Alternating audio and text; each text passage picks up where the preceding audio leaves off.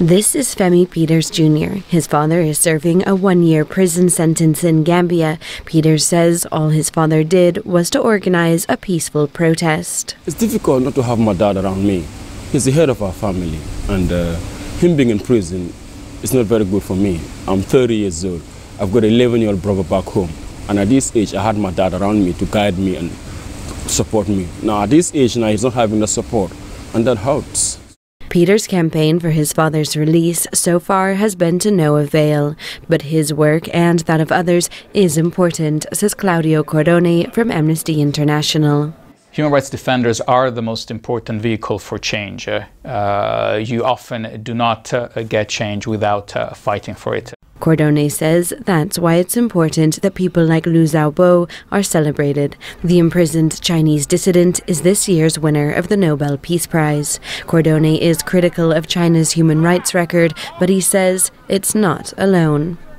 Every region in the world, and in fact every country, has its own problems. The business risk assessment firm Maplecroft released a report Thursday in connection with Human Rights Day. It ranks the Democratic Republic of Congo as the worst country for human rights, along with Somalia, and 3 other African nations, Sudan, Chad and Zimbabwe, also among the worst 10. In Asia, Pakistan, Myanmar, Afghanistan, North Korea and China get the lowest marks, with Russia the worst in Europe. Maplecroft maintains human rights around the world are getting worse rather than better. But Chaloka Bayani, an expert in international law at the London School of Economics, says because of the Universal Declaration of Human Rights, there has been some improvement. He cites the Great Lakes region of Africa. The Universal Declaration of Human Rights was of great value in putting in place a framework that would actually contain conflict and also move towards the resolution of conflict, from prohibiting member states to resort to the use of force, to protecting specific rights, including of internally displaced persons, sexual violence against women.